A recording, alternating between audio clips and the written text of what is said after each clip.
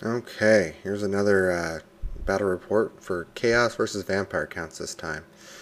It's a 2,800 point battle, and it's a special scenario where we each get our highest level mage becomes Master Mage, so he gets all the spells, Lore Master. And on my list, what I took was a Sorcerer Lord, Undivided Sorcerer Lord of Heavens, and he has the Biting Blade, the Dragon Helm, the Crown of Everlasting Conquest gives him 4+ regen, the Crown of Command for Stubborn, and a Conjoined Homunculus to let him add D3 to one casting attempt per turn. If he does so, he's stupid for that turn. For the next turn, I should say.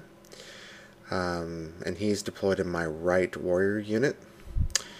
The next I got is my Battle Standard Bearer with the Swift Sword to give him always strikes first, and the Dawnstone to let him reroll armor saves, and then a regular old shield. So I was going with 3+ rerollable armor save, but the always strikes first to try to keep him alive. He's also deployed in my right warrior unit. Then I got a level 2 Tzeentch Wizard. He's got the Dispel Scroll and the Collar of Corn. Collar of Corn gives him a 6+ ward save, which goes down to a 5+ thanks to the Mark of Tzeentch, and a magic resistance of 2 to the unit. The spells I got for him were Treason of Tzeentch and Flickering Fire. For my core selections, I have 18 Warriors of Tzeentch with the Blast Standard on the left, which of course he didn't have any shooting, so didn't really take part in this game.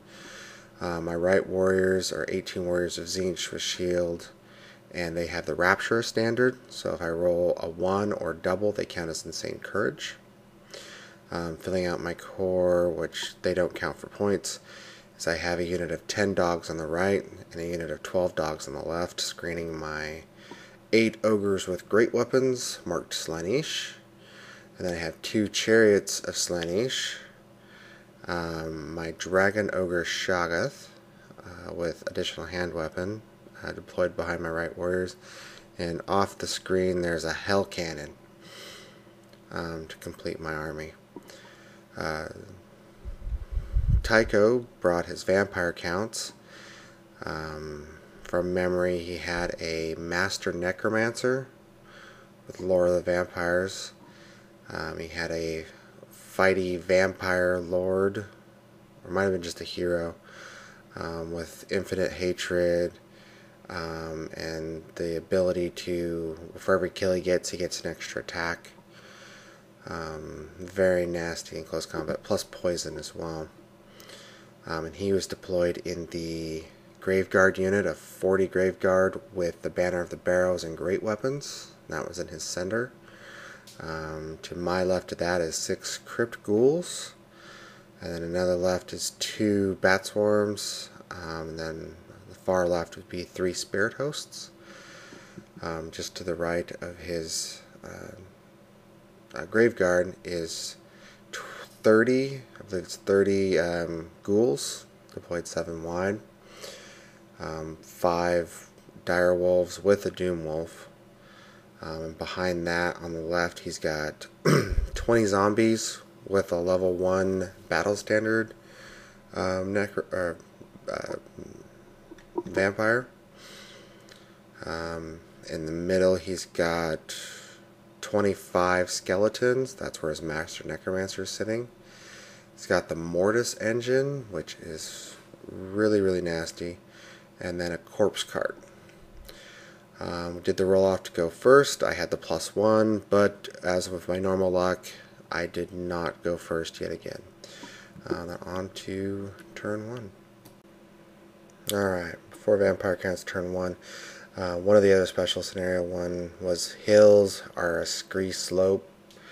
In this one, any unit on a hill on the start of every magic phase takes die 6 strength 4 hits with no armor or ward saves. And so he was a little bit nervous about putting his stuff on the hill, which he quickly got over. Other than that, the vampires advanced.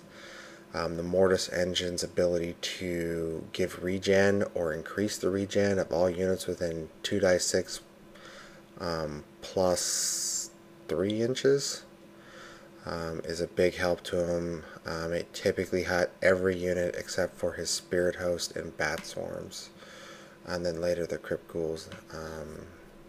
And then that giving the Mortis engine and the Corpse card at 3 plus regen when I do not have a lot of flaming was very, very effective. He moved up. A couple spells were cast, but nothing consequential. And that was it for his turn 1. Alright, Chaos, turn 1.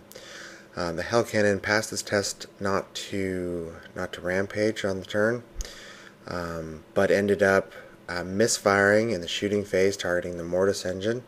Misfire result was a 5, which caused him to rampage anyways, and he moved forward towards the dogs. Other than that, it saw me moving up cautiously here and there. My Tzeentch Wizard was already within 24 inches to his Graveguard and 18 inches to his Spirit Host for both his spells, so I didn't want to move them up anymore. Some positioning went off. The bone die just to the right of his Graveguard is the place where I put down the Comet.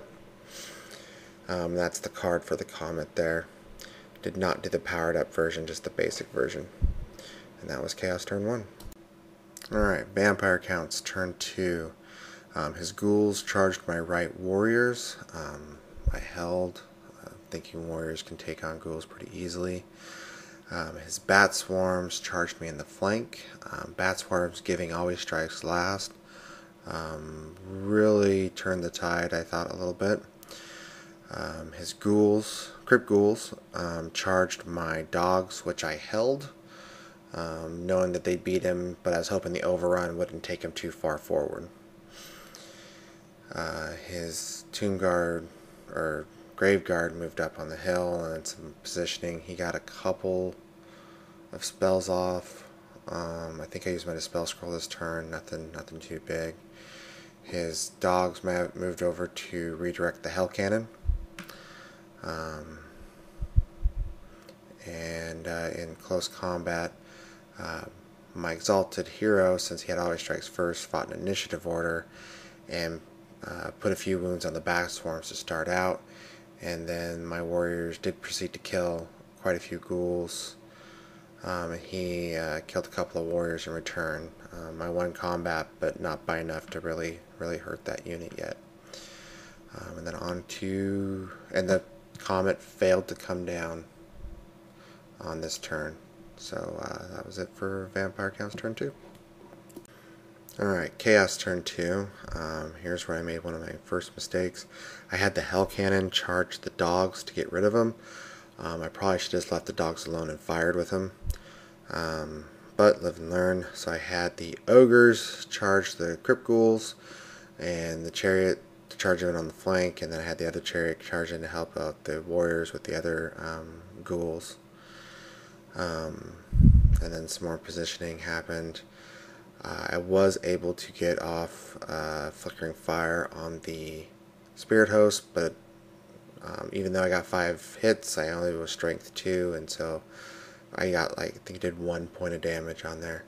Comet failed to come down yet again, and this time my warriors failed their fear test with the ghouls, and so I was weapon skill 1, so I did not do as much damage as I could have. But my Battlestar Bearer was able to wipe out the Bat Swarms to get rid of that always strikes last detriment. That was it for Chaos turn 2. Oh, the Ogres and the Chariot did combine to kill a lot of Crypt Ghouls, but he did hang on, pinning him in place. So, into Chaos turn 2.